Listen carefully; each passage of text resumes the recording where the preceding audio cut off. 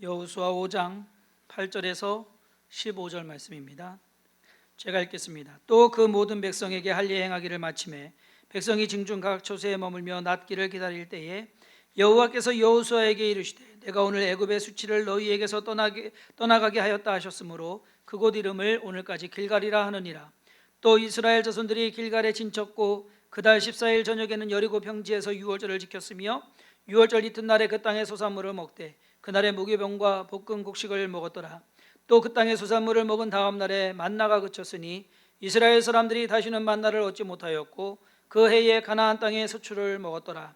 여호수아가 여리고에 가까이 이르렀을 때에 눈을 들어본즉 한 사람이 칼을 빼어 손에 들고 마주 서 있는지라. 여호수아가 나아가서 그에게 묻되 너는 우리를 위하느냐 우리의 적들을 위하느냐 하니 그가 이르되 아니라 나는 여호와의 군대 대장으로 지금 왔느니라 하는지라. 여호수아가 얼굴을 땅에 대고 엎드려 절하고 그에게 이르되 내 주여 종에게 무슨 말씀을 하려 하시나이까. 여호와의 군대 대장이 여호수아에게 이르되 내 발에서 신을 벗으라 내가 선 곳은 거룩하니라 하니 여호수아가 그대로 행하니라. 아멘. 1843년 안데르센의 동화집 새로운 이야기들 1권 미운 오리 새끼가 실려 있습니다. 유난히 큰 알에서 태어난 이 새끼 오리는 보통의 오리들과는 다르게 생겼다는 이유로 주변의 오리들에게 괴롭힘을 당합니다. 처음에는 어미 오리가 보듬어 줍니다. 다독입니다. 그리고 위해 줍니다. 그런데 나중에는요, 어미 오리마저 그 새끼 오리가 사라졌음 하는 그것을 알게 됩니다. 이에 상처받은 새끼 오리는 집을 나오게 됩니다. 어느 마음씨 좋은 할머니 집에 가서 거기서 지내게 되는데 그곳에서도 고양이와 닭이 그렇게 괴롭힙니다. 그래서 새끼 오리는 또 결국 도망쳐 나옵니다. 춥고 외로웠던 그 겨울이 지나고 봄이 왔습니다. 그런데 어느 날 이 새끼 오리가 자기가 날 수 있다는 것을 알게 됩니다. 그동안 날 수 있는 거 생각도 못했는데 날게 되는 거예요. 알고 봤더니 자기는 오리가 아니라 백조였던 것입니다. 원래 이 제목이요 어린 백조였는데 제목에서부터 무언가를 이렇게 표현하기 나타내기 백조라는 걸 나타내는 것보다는 미운 오리 새끼라는 것으로 뭔가를 암시하기 위해서 제목을 그렇게 잡았다고 합니다. 사람은 자기가 누구인지 알고 사는 것과 모르고 사는 것에는 확연한 차이가 있습니다. 근데 사는 거 보면은요, 자기가 누군지도 모르고서 사는 사람이 좀 더 행복한 것 같아요. 아무 상관없이 그냥 남들 어떻게 생각하든 말든 신경 안 쓰고 사니까. 그렇지만 사실상 너무 과대망상으로 사는 것도 문제지만 자기 스스로를 너무 위축해서 숨기고 사는 것도 문제입니다. 가장 좋은 것이 자기 분수 알고 분수대로 사는 것이 가장 좋은 것 같아요. 그런데 분수를 잘 하는 사람이 그렇게 많지 않은 것 같아요. 내 분수에 맞게 여호수아 5장에서 지금 6장으로 넘어가야 되는데 오늘 잠깐 멈춰섰습니다. 5장 전체에 나왔던 어떻게 보면 통틀어 가지고서 드릴 말씀이 있기 때문에 세 가지의 사건이 나오는데 이 세 가지 사건의 연관성이 있더란 얘기입니다. 그래서 이 연관성에 대해서 5장 전체에 흐르는 무언가 주제를 가지고 성도님들과 함께 은혜를 나누고자 오늘 여기서 잠깐 멈춰섰습니다. 여호수아 5장 첫 부분에 나온 사건은 뭐냐? 요단강을 건너가서 이스라엘 백성들에게 하나님께서는 할례를 행하게 하십니다. 그리고 두 번째 사건은 유월절을 지키는 겁니다. 그리고 마지막 사건은 여호수아가 하나님의 군대 대장을 만난 일입니다. 이 사건들이 공통점이 있어요. 서로 다른 사건인 것 같지만 하나의 주제가 있다. 그건 뭐냐면요, 이스라엘 백성들의 정체성을 확인하는 겁니다. 그래서 저는 오늘 나는 누구, 여긴 어디. 우리 가끔 그런 거 황당한 말 할 때 하잖아요. 나는 누구, 여긴 어디, 나 도대체 뭐 하고 있는 건가? 그러고 할 때 여호수아서 5장에서 일어난 할례와 유월절, 그리고 하나님의 군대 대장과의 만남을 통해서 이스라엘 백성들을 지금 가르치고 계시고 준비시키는 하나님의 모습을 보게 됩니다. 지금 코로나19로 교회 모임이나 행사가 전면 중단된 상태에서 저와 성도님들 또한 나는 누구? 여긴 어디? 물어봐야 될 때인 것 같습니다. 왜? 우리가 처한 상황, 그리고 내가 누군지를 알아야 어떻게 살아갈지가 답이 나오기 때문입니다. 지금 우리에게는 이스라엘 백성들에게 필요했던 것처럼 저와 여러분들에게는 또한 정체성이 필요하다라는 겁니다. 첫 번째 질문입니다. 나는 누구인가? 여러분은 누구입니까? 하나님께서 요단강을 건넌 이스라엘 자손들로 하여금 할례를 행하게 하시고 유월절을 지키게 하신 데에는 그들이 누구인가를 상기시키는 의미가 있습니다. 미운 오리 새끼처럼 이스라엘 백성들은 땅도 없이 왕도 없이 광야를 떠돌던 사람들이었습니다. 그 부모들은 애굽에서 종살이하던 종들이었습니다. 우리 표현으로 치자면 근본도 없는 민족입니다. 스스로도 그렇게 생각을 했습니다. 그런데 그들은 그러한 민족이 아니었습니다. 그들은 하나님께서 택하신 아브라함의 후손들이었습니다. 하나님께서 복을 주시겠다고 약속하신 그 약속의 장본인들이었던 것입니다. 할례는 아브라함과의 약속을 재확인하는 행위였고 유월절은 하나님께서 그러한 능력을 행하셔서 이스라엘 백성들을 애굽에서 이끌어내신 일을 기념하고 감사하는, 그것을 다시금 기억하는, 그러한 본인 스스로도 자기들도 요단강을 건너서 넘어온 것처럼 기적의 주인공이다라는 것을 나타내는 이야기입니다. 요단강을 건너서 견고한, 그리고 무너지지 않을 것 같은 그 여리고성 앞에 있는 이스라엘 백성들, 이 이스라엘 백성들은 미운 오리 새끼가 아니라 힘 있는 독수리였던 것입니다. 얼마 전에 중앙일보에 백성우의 현문오답이라는 그 코너에 극동방송 이사장이신 김장한 목사님을 소개하는 글을 읽게 되었습니다. 인터뷰 내용인데요, 경기도 수원에서 살던 이 김장한 목사님은 집안이 말 그대로 찢어지게 가난한 집안이었습니다. 그분 말이 이렇습니다. 우리 집은 소작농이었습니다. 농사를 지으면 60%를 땅 주인에게 주고 나머지 40%로 살았습니다. 식구는 13명. 아니, 없는데 왜 나요? 요즘 사람들은 엄청 똑똑해요, 그죠?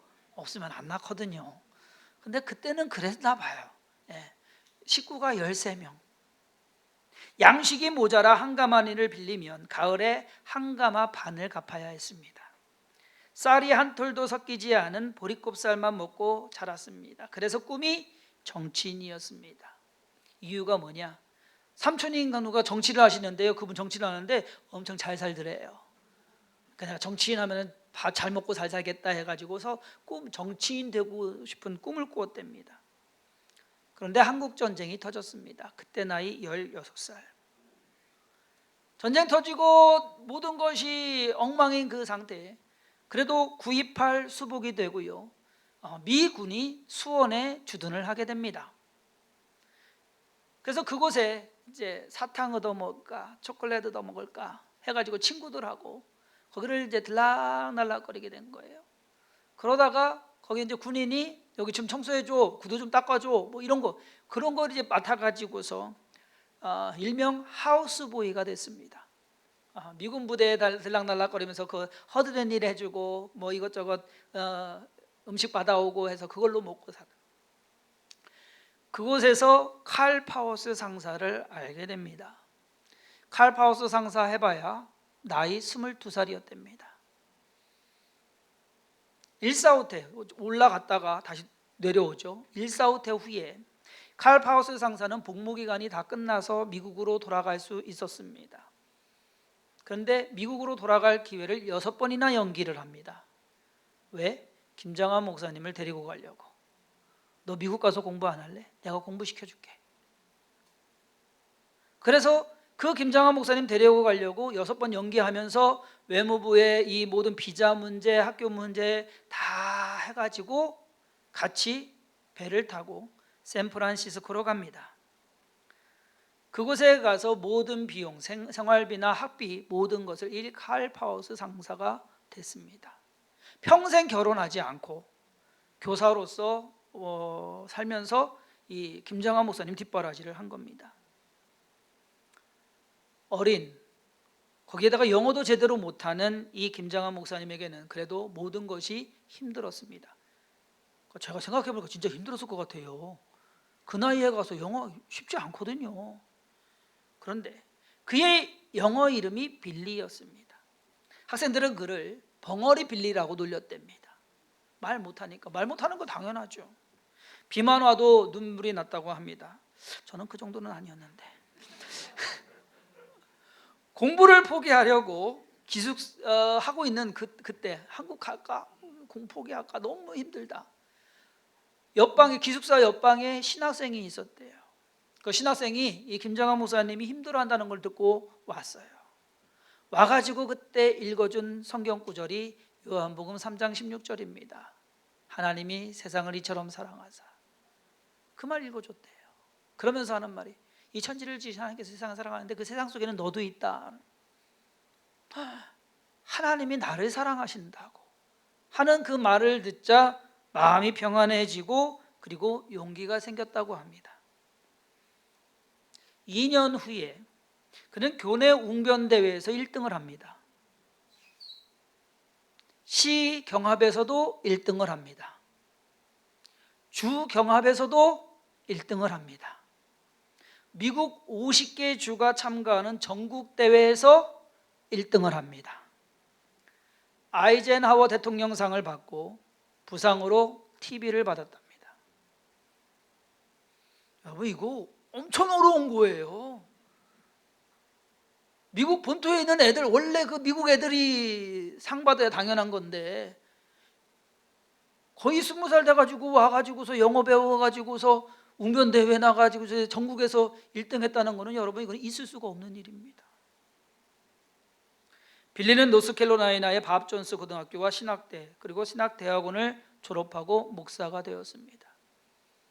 그 기숙사에 있을 때 자기가 그렇게 힘들어할 때 신학생이 와서 복음 전해준 것, 그 듣는 순간에 내가 목사가 돼야겠다, 그때 결심한 거예요. 그래서 목사가 됩니다. 정치가가 안 되고 지금 87세입니다. 아직도 현역에서 극동방송 이사장님이십니다. 미운 오리 새끼가 진짜 백조였던 겁니다. 하나님께서는 여호수아 5장에서 이스라엘 백성들을 상기시키십니다. 너희는 떠돌이가 아니라고, 너희는 종의 자식들이 아니라고, 너희들은 근본 없는 민족이 아니라는 것을 여호수아 5장에서 할례를 통해서 그리고 유월절을 통해서 그리고 군대 장관을 만나게 함으로써 그것을 상기시키십니다.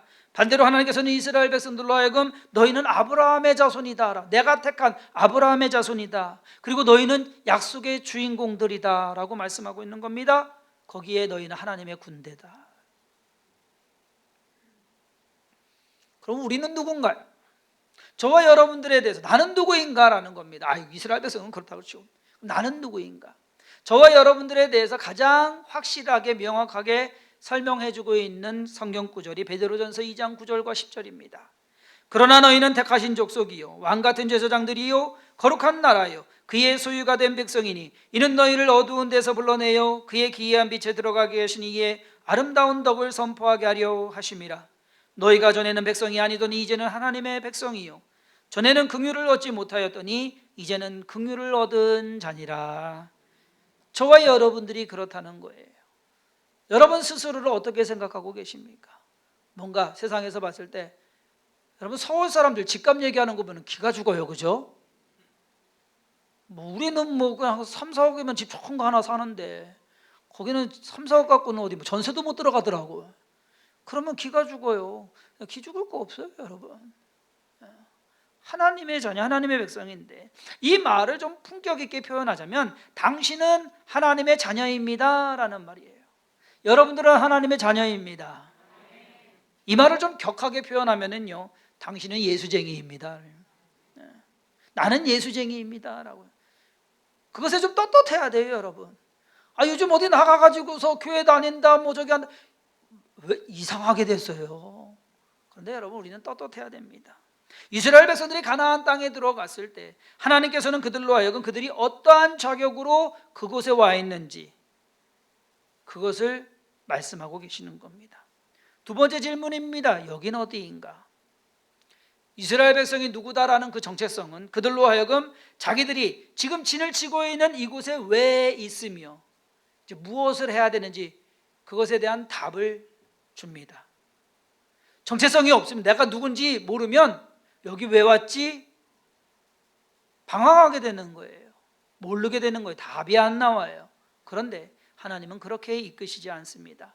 이스라엘 백성들 그 땅에 지금 길갈에 와 있습니다. 나는 누구? 하나님의 백성. 여긴 어디? 가나안 땅. 그럼 이 가나안 땅은 어디냐? 가나안 땅은 첫 번째로 약속의 땅입니다. 지금 이스라엘 자손들이 서 있는 이곳은 생소한 곳입니다. 처음 와본 곳입니다. 아는 사람도 없습니다. 아니, 누군가가 만나면 자기들의 적입니다. 그곳에서 그렇지만 무엇을 할지, 그리고 어떻게 그것을 이룰지, 그것이 그들의 숙제인 것입니다. 중요한 것은 그곳이 조상 대대로, 그리고 하나님께서 정하신 약속의 땅이었다라는 겁니다.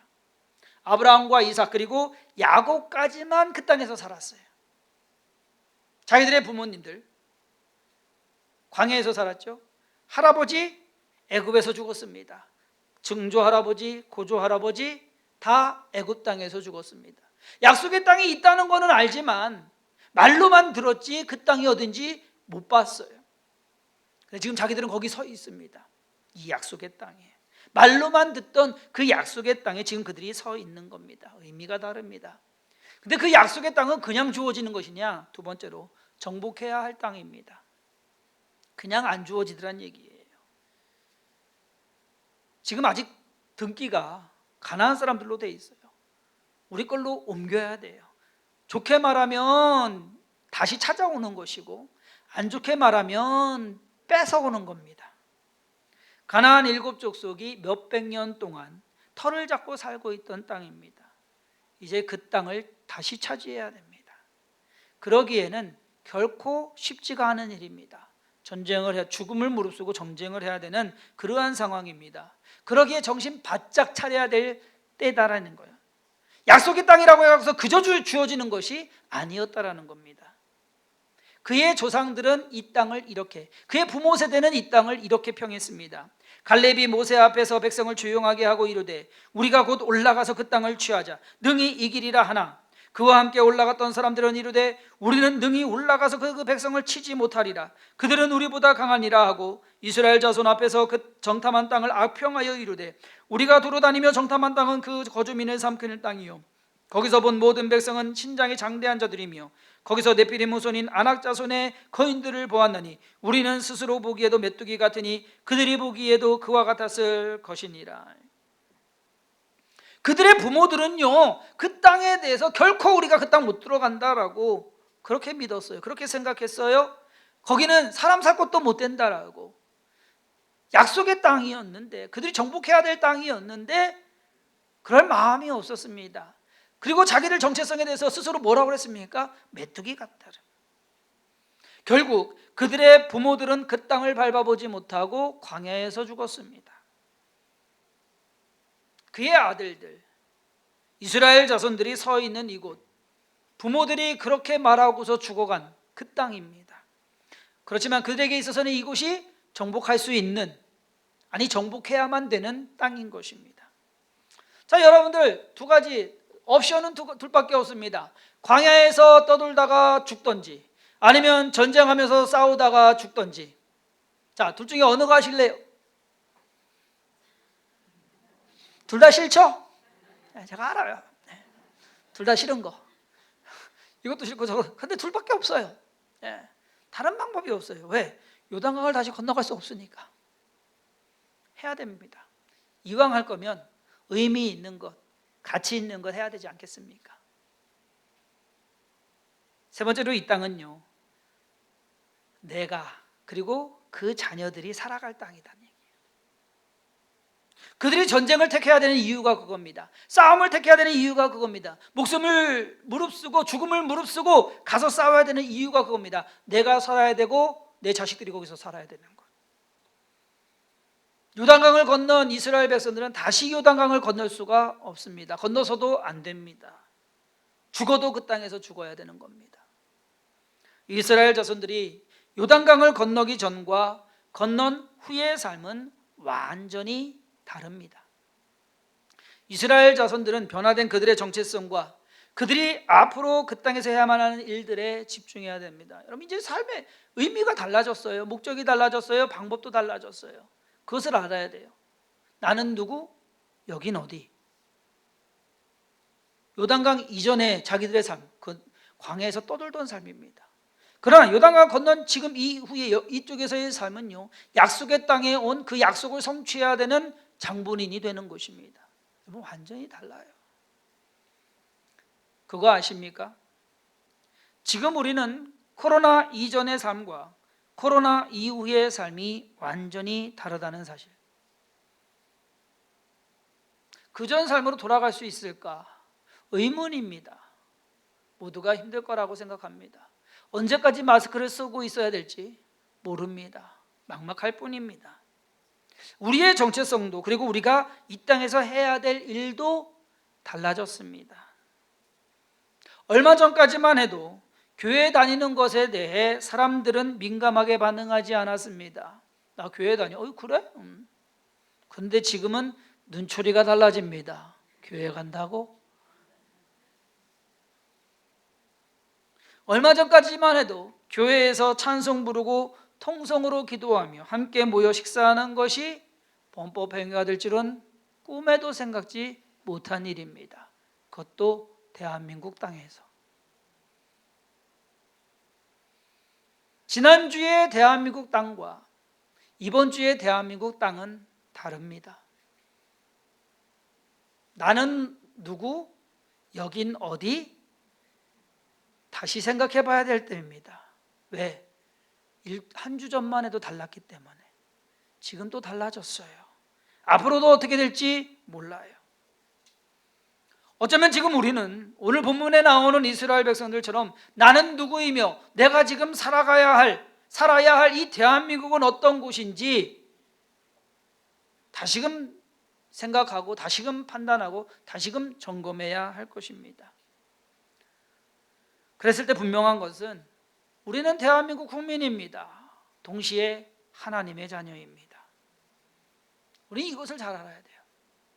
대한민국 국민으로서, 그리고 하나님의 백성으로서 같이 갈 수 있으면 같이 가야 됩니다. 그러나 때로는 이것이 충돌하는 경우가 있어요. 이러한 때 우리는 어떻게 해야 되느냐라는 것입니다. 분명한 것은 나는 누구인지, 그리고 여기는 왜 있는 것인지 그것을 생각하면 된다. 요셉이 보디발의 집에 형들에 의해서 팔려갑니다. 노예로 삽니다. 그는 노예의 신분이었지만 하나님을 경외하는 자였습니다. 하나님을 두려워했습니다. 하나님의 말씀대로 살려고 노력한 사람입니다. 그것 때문에 옥에 갇히게 됩니다. 옥에 갇혔음에도 불구하고, 억울한 누명을 쓰고 옥에 갇혔음에도 불구하고 요셉은 하나님의 자녀로서 하나님을 경외하는 마음으로 살아갑니다. 그러기에 사람들이 인정을 합니다. 신분은 죄수인데, 신분은 노예였음에도 그는 하나님을 경외하는 자였습니다. 다윗이 사울의 낯을 피해서 도망 다닐 때에도 그는 도망자였습니다. 그렇지만은 그는 어디에 무엇을 하든, 광야에 있을 때에도, 심지어 블레셋에 들어가서 망명했을 때에도 그는 하나님을 사모하는 마음, 하나님을 향한 마음은 변하지 않았다라는 겁니다. 그는 언제나 하나님을 예배하는 자였습니다. 성막 있는 곳에 없음에도 불구하고 어느 누구보다도 하나님의 전을 사모한 사람이 다윗이었습니다. 다니엘이 왕의 조서에 도장이 찍힌 것을 알면서도 성경은 이렇게 기록합니다. 자기 집에 돌아가서는 윗방에 올라가 예루살렘으로 향한 창문을 열고 전에 하던 대로 하루 3번씩 무릎을 꿇고 기도하며 하나님께 감사하였다.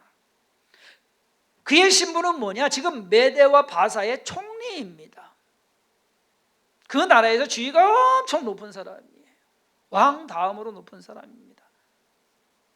그러나 그는 그 높은 지위보다도 하나님의 백성으로서 사는 것에 더 큰 의미를 두었습니다. 나는 누구? 여긴 어디? 다니엘은 포로 잡혀온 청년이었는데 그가 벌써 나이가 들어가지고서 80이 넘습니다. 내가 집에 가서 기도하면은 잘못해서 걸리면 사자굴에 들어가서 죽게 될 것이다라는 거 알았습니다. 그러나 바벨론 땅에 있음에도 불구하고 그는 하나님의 백성으로 살았습니다. 코로나19로 인한 교회의 예배와 모임이 정부의 규제 방침으로 말미암아 모든 환경이 바뀌었습니다. 지금 우리는 어떻게 해야 될까? 다시금 생각해 봐야 됩니다. 나는 누구? 여긴 어디? 대한민국 땅이요, 예전의 대한민국이 아니에요. 달라졌어요. 그러나 우리의 모습만큼, 하나님의 자녀로서 그리스도인으로서 살아가는 우리의 모습, 삶의 모습만큼은 달라져서는 안 된다라는 겁니다. 이 시점에서 우리가 중심을 잡아야 하는 것은 나는 누구이며 지금 나는 어디에 있는가? 이제는 내 신앙 내가 챙겨야 할 때입니다. 더 이상 만나는 내리지 않습니다. 이스라엘 백성들 가나안 땅에 들어가자마자 말씀드렸잖아요. 너무 일찍 만나를 끊어버리셔야 하나님이. 만나는 내리지 않습니다. 내가 양식 구해야 됩니다.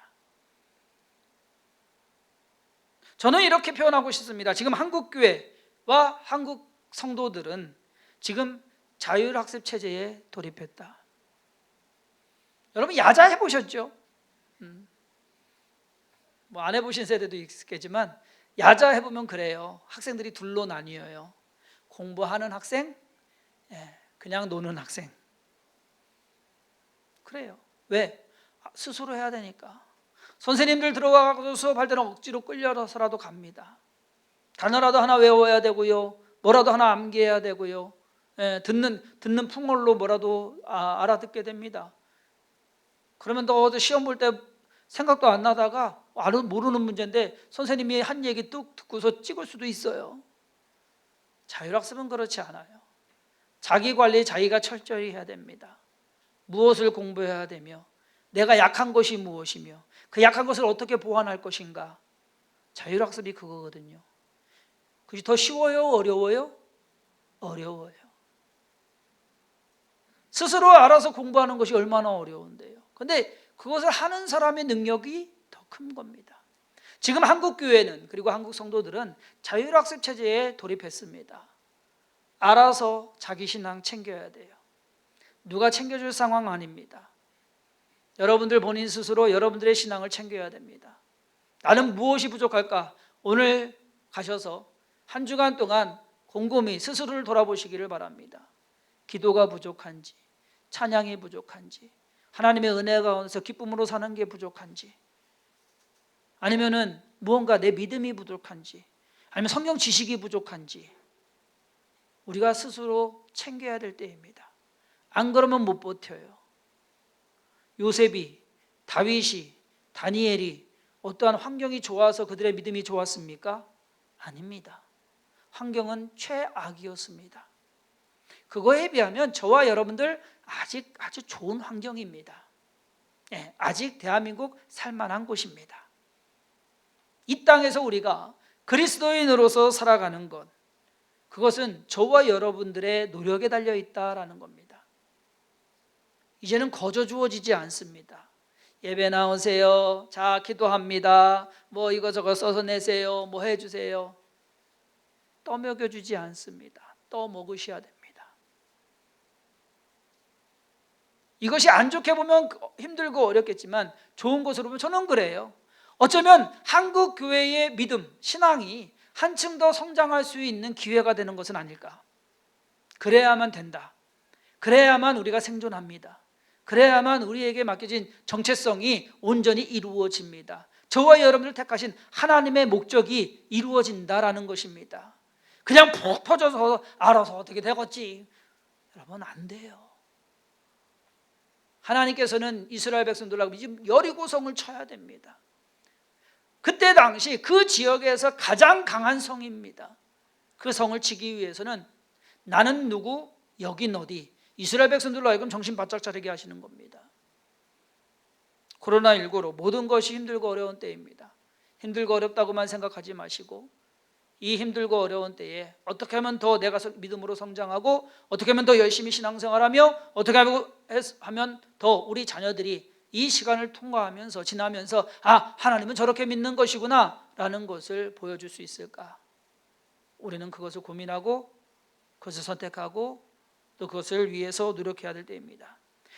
부디 정신 차리고 하나님의 자녀로서 예수 그리스도의 제자로서 이 땅의 진정한 그리스도인으로서의 삶을 살아가시는 주성긴교회 성도님들이 되시기를 주님의 이름으로 축원합니다. 기도하겠습니다. 하나님, 나는 그리스도인입니다. 나는 하나님께서 택하신 자녀입니다. 이 땅에서 하나님의 백성으로 살아가야 됩니다. 이 땅의 환경이 어떻게 변하든지 그것은 문제가 아닙니다. 내가 변하지 말아야 됩니다. 내 믿음이 더욱더 견고하게 하시고 내 신앙이 더욱더 깊어지게 하시며 내 삶이 진정 하나님의 의로움을 나타내는, 하나님의 선하심을 나타내는, 하나님의 영광 가운데 쓰임받는 삶이 되게 하여 주옵소서. 코로나19가 모든 것을 변화시킵니다. 우리의 믿음만큼은 변화시키지 못하게 하나님 우리를 붙잡아 주시옵시고 우리의 모든 삶을 통해서 하나님께서 영광 받으시는, 또 우리가 또 함께 기뻐할 수 있는 주의 능력을 나타낼 수 있는 우리의 모든 삶이 되게 하여 주시고 주성긴교회가 되게 하여 주옵소서. 주께서 모든 걸 함께 하시고 인도하심을 믿사옵고 예수님의 이름으로 간절히 축복하며 기도했사옵나이다. 아멘. 아멘.